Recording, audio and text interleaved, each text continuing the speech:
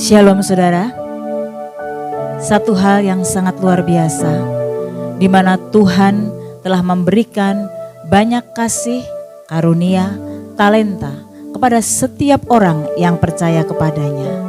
Saudara, kita semua adalah tubuh Kristus. Masing-masing kita memiliki bagiannya, masing-masing kita memiliki panggilannya. Tuhan memberikan talenta, kepercayaan kepada saya. Dan Tuhan mengajar saya untuk mengembangkan talenta itu guna hormat kemuliaan bagi nama Tuhan. Saya menciptakan beberapa lagu dan semuanya itu saya persembahkan guna hormat dan kemuliaan bagi nama Tuhan. Bagi Bapak Ibu Saudara yang menyaksikan tayangan RSHB dan mendengarkan pujian, Bapak Ibu Saudara diberkati, itulah kebahagiaan dan sukacita saya. Selamat mendengarkan dan biarlah lagu-lagu ciptaan saya dapat menjadi berkat bagi Bapak Ibu semuanya. Amin.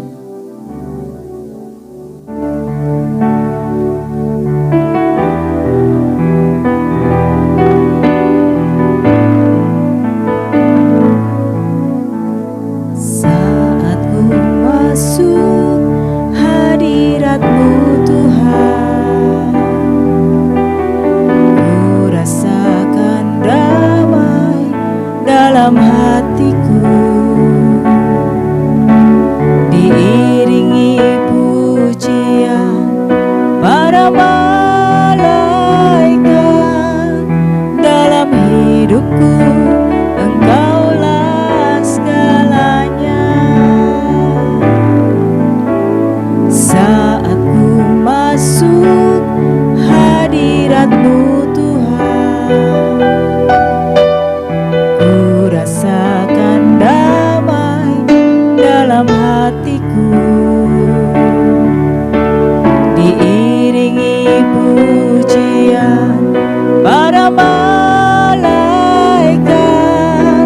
Dalam hidupku Engkaulah segalanya. Jamah jiwaku, pakai hidupku agar berguna bagi kerajaan surga. Biar dunia tahu Engkaulah Raja, nama-Mu ditinggikan, kuasa-Mu dimuliakan. Jadikan hidupku surat terbuka. Jamah jiwaku, pakai hidupku agar berguna bagi kerajaan surga. Biar dunia tahu Engkaulah Raja, nama-Mu ditinggikan, kuasa-Mu dimuliakan. Jadikan hidupku surat terbuka. Nama-Mu ditinggikan, kuasa-Mu dimuliakan. Nama-Mu ditinggikan, kuasa-Mu dimuliakan. Jadikan hidupku surat terbuka. Shalom saudara, apa kabarnya? Berjumpa kembali dengan saya dalam program Rasakan Sentuhan Hati Bapa. Saya percaya Tuhan Yesus yang luar biasa terus memberkati Bapak Ibu Saudara yang setia dalam channel RSHB. Hari ini kita akan belajar kebenaran firman Tuhan bersama-sama. Saudara, kita tahu bahwa dalam kehidupan kita secara fakta, realita, seperti yang saya pernah ungkapkan, bahwa segala sesuatu yang terjadi di alam nyata dimulai di alam roh. Jangan lupa Bapak Ibu Saudara bahwa dalam kehidupan kita di alam roh memang tidak terlihat, ya, namanya juga di alam roh, saudara. Terjadi sesuatu dan kita tahu bahwa musuh kita yaitu iblis, setan, kuasa kegelapan juga adalah roh. Dan kita tahu juga bahwa iblis, Lucifer adalah bapa pendusta. Saudara, dalam pelayanan saya sebagai hamba Tuhan, sebagai konselor, bukan saja saya menghadapi orang-orang yang depresi, stres, namun juga ada mereka yang terikat kuasa kegelapan. Baik mereka terikat secara aktif dengan okultisme ataupun secara pasif, sehingga mereka diikat dengan kuasa kegelapan. Ada beberapa yang mungkin kesurupan. Namun saya sampaikan pada Bapak Ibu Saudara, jujur saudara, saya percaya akan kuasa nama Yesus yang luar biasa. Lebih mudah kalau kita mengusir setan, orang yang kesurupan, dalam nama Tuhan Yesus Kristus keluar, dibandingkan roh demonik yang telah menyatu dengan karakter seseorang.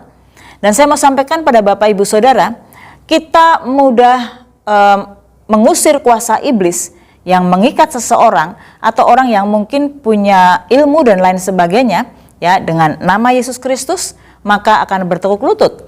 Namun saudara, saya mau sampaikan, banyak orang Kristen yang sulit mengalahkan iblis, mengalahkan musuh kita kuasa kegelapan karena tipu dayanya. Nah, hari ini kita mau belajar kebenaran firman Tuhan bersama-sama. Ada 3 titik di mana iblis kuasa kegelapan menyerang anak-anak Tuhan, menyerang banyak orang-orang percaya, bahkan menyerang manusia.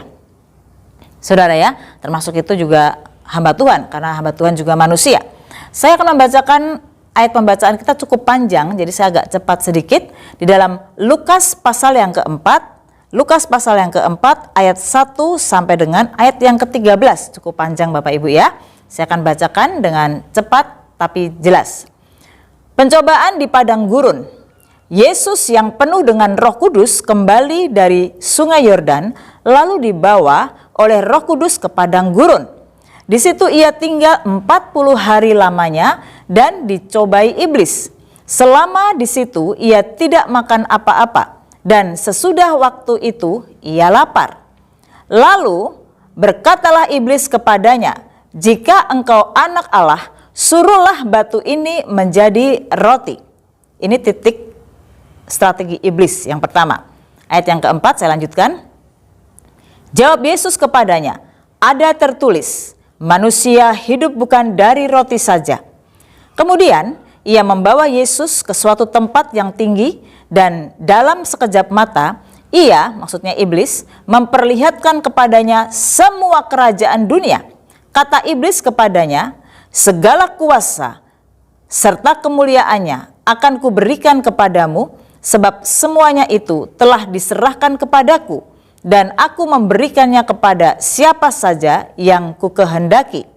Jadi, jikalau engkau menyembah aku, seluruhnya itu akan menjadi milikmu." Ini titik strategi iblis yang kedua.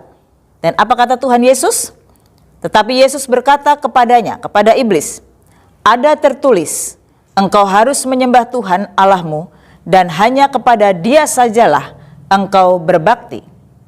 Ayat yang ke-9. Kemudian ia membawa Yesus ke Yerusalem dan menempatkan dia di bubungan bait Allah. Lalu berkata kepadanya, "Jika engkau anak Allah, jatuhkanlah dirimu dari sini ke bawah, sebab ada tertulis mengenai engkau, ia akan memerintahkan malaikat-malaikatnya untuk melindungi engkau. Dan mereka akan menatang engkau di atas tangannya, supaya kakimu jangan terantuk kepada batu." Ini titik strategi iblis yang ketiga. Lalu apa jawab Tuhan Yesus? Ayat yang ke-12, jawab Yesus. Yesus menjawabnya katanya, "Ada firman, jangan engkau mencobai Tuhan Allahmu." Perhatikan saudara. Lalu apa yang dilakukan oleh iblis? Ayat yang ke-13. Sesudah iblis mengakhiri semua pencobaan itu, ia mundur daripadanya dan menunggu waktu yang baik.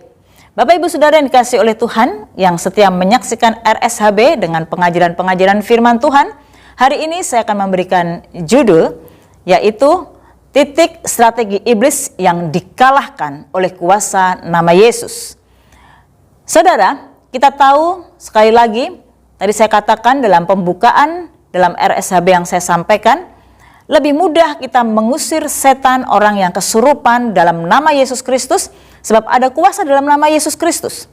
Tetapi kenyataannya banyak orang Kristen, saudara, ya, mungkin tidak kesurupan, bahkan masih bisa keluar masuk gereja, bahkan masih bisa melayani Tuhan. Tetapi ada banyak orang Kristen, banyak pelayan-pelayan Tuhan, banyak aktivis gereja, bahkan banyak hamba-hamba Tuhan yang terjebak dalam tipu daya iblis. Mungkin tidak kesurupan, mungkin tidak punya jimat, mungkin tidak pergi ke dukun, saudara. Tetapi walaupun aktif kelihatannya di gereja, tetapi hidupnya terjebak dalam tipu daya iblis. Dan saya mau sampaikan kepada Bapak Ibu Saudara, ya, saya mau bacakan satu ayat lagi di dalam Yohanes pasal yang ke-8 ayat 44. Iblislah yang menjadi bapamu dan kamu ingin melakukan keinginan-keinginan bapamu. Ia adalah pembunuh manusia sejak semula dan tidak hidup dalam kebenaran. Sebab di dalam dia tidak ada kebenaran. Apabila ia berkata dusta, ia berkata atas kehendaknya sendiri. Sebab ia, iblis maksudnya, adalah pendusta dan bapa segala dusta. Jadi ingat Bapak Ibu Saudara, ada banyak anak-anak Tuhan, ada banyak aktivis gereja yang kita tahu bahwa musuh kita adalah kuasa kegelapan. Musuh saya dan saudara bukan orang-orang yang menyakiti kita. Musuh kita bukan orang-orang yang menjengkelkan hati kita. Bahkan kadangkala memang kita kesal dibuatnya. Tetapi saudara, saya mau sampaikan, kita perlu tahu apapun yang kita hadapi, bahwa di alam roh sedang terjadi sesuatu. Iblis bisa pakai siapa saja untuk membuat kita kesal dan jengkel, saudara. Iblis bisa pakai momen apa saja, tetapi saya juga sampaikan, ya, saya tidak membela iblis, saudara. Tapi juga tidak semua peristiwa melulu salahnya iblis. Ingat bahwa manusia juga punya kedagingan, ya. Kalau kita malas beribadah, itu bukan iblis semata-mata dan seluruhnya karena pekerjaan iblis, tapi juga ada perannya dari manusia, di mana dengan kedagingannya memang dia malas beribadah. Malas baca Alkitab, saudara. Malas untuk memberi.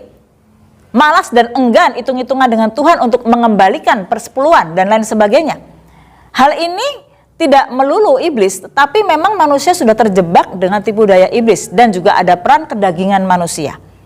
Jadi memang saudara, dalam pengajaran RSHB ini saya mau membawa Bapak Ibu Saudara untuk memahami dulu, ya, bahwa kita tahu iblis itu bapa pendusta. Sekali lagi, saudara, bahwa ada banyak orang Kristen bahkan aktivis gereja yang tanpa disadari terjebak. Ada banyak gereja yang pecah. Ada banyak orang yang akhirnya sombong dalam pelayanan. Ada banyak hamba-hamba Tuhan yang akhirnya jatuh dalam perjinahan, jatuh dalam kesombongan, jatuh dalam dosa mamon atau uang, hanya mengejar popularitas, hanya mencari untuk keuntungan diri sendiri. Saudara, itu peran dari kedagingan, tetapi juga ada jebakan dari tipu daya iblis. Nah, tadi saya sampaikan kembali saudara kepada pembacaan kita, ya, dalam Alkitab tadi, bahwa saudara, kalau kita melihat bersama-sama dalam Lukas pasal yang tadi kita baca, saudara, ya, dikatakan bahwa iblis sedang mencobai Tuhan Yesus, dan setiap pencobaan itu Tuhan Yesus selalu mengkanter atau selalu melawan iblis dengan kata-kata firman Tuhan ada tertulis, saudara. Kalau kita perhatikan, tadi saya sudah sampaikan waktu pembacaan di Lukas, yang pertama ada strategi dari iblis, saudara. Strategi dari iblis, di mana iblis, ya, mencobai Tuhan dalam keadaan Tuhan Yesus lapar. Kalau kita lihat, saya bacakan dari ayat yang kedua. Di situ ia tinggal 40 hari lamanya dan dicobai iblis. Saudara bisa bayangkan Tuhan Yesus berpuasa tidak 1 hari, 2 hari, 3 hari, tetapi selama 40 hari. Saudara, saya tidak tahu apakah Tuhan Yesus betul-betul pure tidak makan dan tidak minum, tetapi saya rasa Tuhan Yesus pasti minum, ya. Bisa dari air yang terdapat di kaktus, karena waktu itu kan pasti di padang gurun, saudara, ya. Dikatakan di padang gurun loh, saudara, ya. Jadi Tuhan Yesus pasti juga ada minumnya. Untuk itu secara manusiawi Tuhan Yesus begitu lemah badannya. Saudara, kok bayangkan kalau saudara tidak makan, jangankan 3 hari, sehari saja orang bisa uring-uringan kelaparan, saudara. Ya, orang bisa marah loh saudara, kalau lagi lapar orang bisa marah, orang bisa gemetaran, orang sampai bisa lakukan apa saja hanya untuk masalah perut. Saudara bisa bayangkan. Tapi Tuhan Yesus 40 hari dalam keadaan berpuasa. Ya, saya bacakan ayat yang kedua. Di situ ia tinggal 40 hari lamanya dan dicobai iblis. Selama di situ, selama 40 hari itu, ia tidak makan apa-apa. Jadi jelas Tuhan Yesus tidak makan apa-apa. Ya, tapi tidak ditulis Tuhan Yesus minum atau tidak. Dan saya percaya pasti Tuhan Yesus juga minum, ya. Dan sesudah waktu ia lapar, jadi memang kondisinya pada waktu itu Tuhan Yesus lapar. Dan iblis tahu Tuhan Yesus itu telah mengambil rupa seorang hamba dan betul-betul jadi manusia. Dan waktu menjadi manusia pasti merasakan lapar seperti saya dan saudara merasakan lapar. Iblis tahu waktu Tuhan Yesus lapar, maka iblis memberikan suatu pencobaan. Dan iblis berkata, ya, di dalam ayat yang ketiga, lalu berkatalah iblis kepadanya, jika engkau anak Allah, suruhlah batu ini menjadi roti. Ini strategi iblis yang pertama, saudara. Ya, strategi iblis yang pertama, bahwa ini berbicara tentang kebutuhan. Saya dan saudara semuanya punya kebutuhan, ya, kebutuhan kita, kebutuhan sandang, pangan, papan. Dan biasanya manusia yang paling urgent adalah pangan, saudara. Mungkin orang bisa tinggal, ya mungkin kontrak ya, atau mungkin orang bisa tinggal dalam gubuk yang reot. Tetapi tetap orang kan harus makan, saudara. Saya mau sampaikan untuk hal keperluan, ini bicara keperluan saudara ya.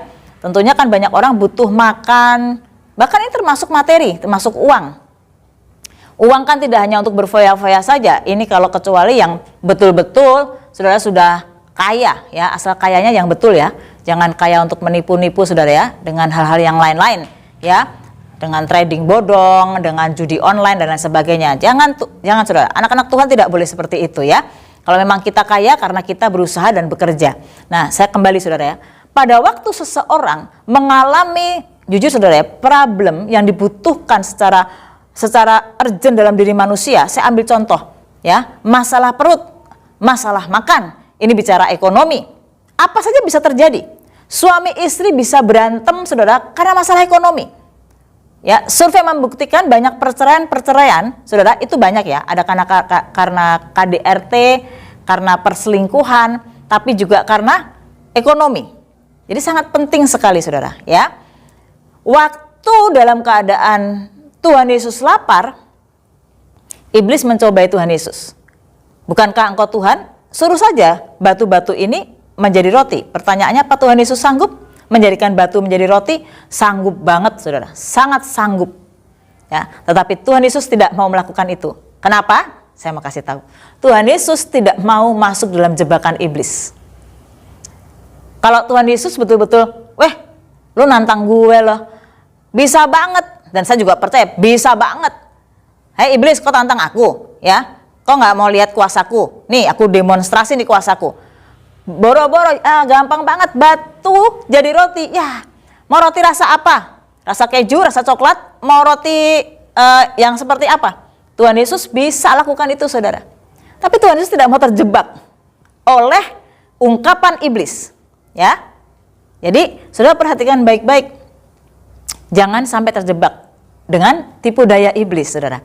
Biasanya manusia kalau sudah diperhadapkan dengan hal ekonomi, kebutuhan perut ya, uang dan lain sebagainya, kadang-kadang di titik inilah iblis mulai banyak menawarkan sesuatu kepada anak-anak Tuhan, sehingga banyak anak-anak Tuhan terjebak dengan hutang, terjebak dengan judi online, terjebak dengan banyak hal. Anak-anak muda terjebak dengan ya trading bodong ya, segala macam hal-hal yang tidak pasti saudara ya. Harus berhati-hati Bapak Ibu Saudara, anak-anak muda, dengar baik-baik. Tidak mungkin kau mendapatkan uang yang instan tanpa engkau bekerja dan terlebih mengandalkan Tuhan. Banyak orang terjebak dengan tipu daya iblis. Ini yang pertama. Lalu ya, dalam masa Tuhan Yesus berpuasa, dalam masa pencobaan, lihat baik-baik, saya bacakan untuk Bapak Ibu Saudara dalam ayat yang kelima. Kemudian ia, maksudnya iblis, membawa Yesus ke suatu tempat yang tinggi dan dalam sekejap mata ia memperlihatkan kepadanya semua kerajaan dunia Kata iblis kepadanya, segala kuasa itu serta kemuliaannya akan kuberikan kepadamu, sebab semuanya itu telah diserahkan kepadaku, dan aku memberikannya kepada siapa saja yang ku kehendaki. Perhatikan baik-baik. Ini bicara tentang apa? Waktu Tuhan Yesus dibawa ya ke tempat yang mungkin tinggi untuk bisa melihat semua kerajaan dunia. Ini bicara tentang apa, saudara? Bicara tentang harta, martabat, kehormatan, kekayaan, saudara. Dan iblis itu, tahu nggak saudara? Kata-kata jebakan iblis, kata-kata jebakan iblis di dalam apa? Dalam membuat tipu daya kepada Yesus Kristus. Semuanya ini diserahkan kepadaku. Pertanyaannya, apakah betul semua kerajaan, semua kekayaan dunia ini diserahkan pada iblis? Tuhan Yesus memberkati Adam dan Hawa, beranak cuculah dan penuhilah bumi. Dari sejak awal walaupun Adam dan Hawa jatuh dalam dosa, ya Tuhan Yesus tidak membuang Adam dan Hawa, tapi memberikan kesempatan kepada mereka, mereka bertobat, dan akhirnya Tuhan Yesus walaupun dengan konsekuensi dosa Adam dan Hawa, karena memakan buah pengetahuan baik dan jahat, Hawa dengan susah payah melahirkan, Adam dengan susah payah mencari nafkah. Semua dosa ada konsekuensinya, Bapak Ibu. Apakah Tuhan Yesus mengampuni dosa kita kalau kita berbuat dosa? Jawabannya ya, Tuhan pasti mengampuni. Tetapi setiap pelanggaran dan dosa ada konsekuensinya. Dan saya mau sampaikan pada Bapak Ibu Saudara, semenjak itu Tuhan Yesus tetap memberkati mereka. Ya, bahkan waktu di Taman Eden pun memang diberkati dan beranak cucu lah. Ya, walaupun sudah jatuh dalam dosa tetap diberkati. Dan penuhilah bumi. Jadi semuanya diserahkan kepada manusia untuk dikelola. Persoalannya manusia yang gampang ditipu oleh iblis, saudara. Jadi jebakan iblis, titik strategi iblis melemahkan dengan tipu daya manusia dengan harkat, kehormatan, pujian, harta. Dan bukankah banyak yang kalah dalam hal ini? Banyak hamba-hamba Tuhan pun yang akhirnya kalah. Banyak sekali orang yang akhirnya terjebak dengan mamon, saudara. Firman Tuhan berkata, tidak mungkin engkau punya dua tuan. Kalau kau punya dua tuan, Tuhan dan mamon atau keuangan, maka engkau akan lebih setia dengan salah satunya. Dan lebih banyak lagi, kita kalau mau jujur, kita akan lebih banyak setia kepada mamon mungkin saudara daripada kepada Tuhan. Dan jangan seperti itu. Kalau kita mau melayani hamba-hamba Tuhan, para aktivis, pemain musik, semua layani dengan tulus. Kita bisa melakukan semua talenta, karya, karunia Tuhan kasih free kepada kita. Kita tidak bisa menjual semua karunia dan talenta dengan memberikan bandrol, saudara ya. Atau kita melayani hanya mengejar maaf, saudara, persembahan kasihnya.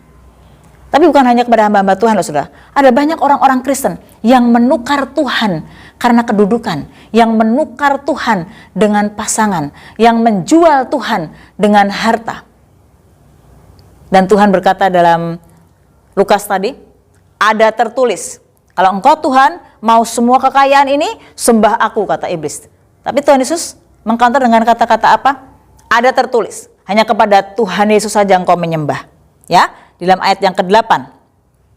Ada tertulis, engkau harus menyembah Tuhan Allahmu dan hanya kepada Dia sajalah engkau berbakti. Yang terakhir saudara, kita akan lihat bersama-sama di dalam ayat yang ke-9. Iblis nggak mau tinggal diam, masih penasaran sama Tuhan Yesus. Makanya dia mencobai Tuhan yang ketiga kalinya. Kemudian ia membawa Yesus ke Yerusalem dan menempatkan dia di bubungan bait Allah. Lalu berkata kepadanya, jika engkau anak Allah, jatuhkanlah dirimu dari sini ke bawah, sebab ada tertulis mengenai engkau, ia akan memerintahkan malaikat-malaikatnya untuk melindungi engkau. Bapak Ibu Saudara, ini strategi iblis yang ketiga. Ini berbicara apa? Tentang kekuatan. Tentang kekuatan. Ya, tentang kekuatan. Jadi saudara, ya, saya mau sampaikan pada Bapak Ibu Saudara, ingat baik-baik. Iblis ya dengan tipu dayanya, yang pertama masalah ekonomi, masalah perut. Orang kadang-kadang jadi terjebak dengan tipuan iblis, dengan harta, dengan tahta, dengan kehormatan. Orang bisa tukar Tuhan dengan apapun. Dan yang ketiga, iblis nggak mau kalah. Kalau Tuhan dua kali menjawab ada tertulis, maka yang ketiga iblis juga mau pakai kata-kata Tuhan Yesus. Wah, Tuhan Yesus bisa serang aku dengan kata ada tertulis. Makanya yang ketiga iblis pakai ada kata-kata ada tertulis juga, saudara. Ya, kalau kita lihat ayat yang ke-10, sebab ada tertulis mengenai engkau, iya, maksudnya malaikat-malaikat, akan Yesus ya, akan memerintahkan malaikat-malaikatnya untuk melindungi engkau. Pertanyaannya memang betul, saudara. Ya, ada tertulis dalam firman Tuhan bahwa Tuhan bisa memiliki kuasa untuk memerintahkan malaikat untuk melakukan apa saja. Memang ada tertulis dan Alkitab mengatakan itu. Ya, firman Tuhan mengatakan itu. Walaupun iblis serang Tuhan dengan ada kata-kata ada tertulis, tapi Tuhan tidak akan pernah terjebak dengan strategi iblis. Strategi iblis yang ketiga ini, saudara, kenapa Tuhan dibawa ke bubungan bait suci lalu suruh jatuhin diri, saudara? Iblis sedang menjebak Tuhan dalam keadaan Tuhan yang begitu lapar, tentunya lemes ya, saudara, kalau orang puasa ya. Dalam keadaan yang seperti itu, saudara, maka saya mau sampaikan, saudara, ya, secara psikis seseorang saat sudah betul-betul sudah tidak berdaya, dehidrasi, lemas karena puasa, maka orang itu benar-benar sudah mungkin memasuki pada tahap-tahap hampir mirip kayak halusinasi. Dia berpikir Tuhan halusinasi kali ya, wah Tuhan pasti lemah. Makanya Tuhan dibawa, ya sudah kau naik ke atas, jatuhkan dirimu. Bukankah ada tertulis ya, yang Maha Kuasa bisa suruh malaikat untuk menatang? Pertanyaannya, Tuhan bisa nggak? Sangat bisa. Tuhan tinggal jentikin jari, Tuhan menjatuhkan diri, malaikat datang, sangat bisa. Tapi ingat, sekali lagi, Tuhan tidak mau terjebak dalam tipu daya iblis, walaupun Tuhan bisa melakukan hal itu. Ya, kenapa, saudara? Sebab Tuhan tahu. Iblis berpikir Tuhan sudah capek, sudah lapar, sudah dehidrasi, sudah delusi, sudah halusinasi. Biasanya orang seperti itu. Orang kalau betul-betul sampai udah puasa, punya masalah, punya pergumulan, ya itu juga orangnya bisa sampai mentok, sampai pada depresi akut, saudara, maka orang bisa halusinasi. Tetapi juga ada orang sampai tidak makan lama, dia betul-betul sampai sudah tidak sadarkan diri, sampai dia betul-betul sudah kayak orang ngigo dan setengah sadar. Ya, iblis berpikir begitu, padahal Tuhan tidak, saudara ya. Nah, Tuhan tidak mau terjebak dengan iblis. Ini berbicara titik strategi iblis yang ketiga adalah iblis berusaha serang apanya? Psikisnya Tuhan. Ya, bahwa Tuhan pasti sudah lemah banget nih. Tuhan pasti sudah betul-betul dehidrasi. Tuhan betul-betul pasti sudah tidak berdaya. Jadi gue suruh jatuhin diri aja pasti dia akan lakukan. Makanya, saudara, saya mau kasih tahu. Saya melayani konselor, banyak yang datang ke saya, anak-anak muda, yang tua. Saya dengar-dengar suara, tante saya dengar-dengar suara. Ya, walaupun itu tidak dengar suara audible, saudara. Ya, itu yang muncul dari pikiran saja, yang pure, belum tentu pikiran orang yang bersangkutan. Jadi seorang saat depresi tinggi, maka orang itu betul-betul sudah di bawah alam sadar, di amigdala itu sudah betul-betul gelombang otaknya memang akhirnya sudah tidak tahu membedakan mana yang asli, mana yang enggak, sehingga udah nggak tahu, akhirnya cuma dengar suara. Dan rata-rata yang saya layani kalau udah dengar suara, pasti iblis ambil kesempatan untuk apa? Udah bunuh diri aja. Makanya banyak orang bunuh diri. Kenapa, saudara? Dengar suara. Nah, iblis serangnya di situ. Tapi Tuhan tetap menang. Nah, saudara, kalau Tuhan Yesus kita menang atas pencobaan, Bapak Ibu Saudara sebagai anak-anak Tuhan, engkau juga punya kuasa di dalam Tuhan. Jangan sampai terjebak dengan tipu daya iblis, ya, dengan 3 titik strategi ini. Kalau kau punya masalah ekonomi, masalah tentang perut, makan, saudara, ya, masalah tentang mungkin kebutuhan hidup, datang kepada Tuhan. Tapi juga Tuhan ajarkan bukan cuma datang doang, ya, tapi juga harus bekerja. Saudara ambil bagian melakukannya, Tuhan akan memberkati dan membuka pintu bagi saudara. Saudara, biar ini memberkati kita semuanya. Sampai ketemu lagi dalam tayangan yang berikutnya. Dan saya mungkin akan lanjutkan dengan pengajaran-pengajaran yang lain. Dan juga selamat menyaksikan, sekali lagi mendengarkan, dan biarlah pujian-pujian yang saya ciptakan juga memberkati saudara. God bless you.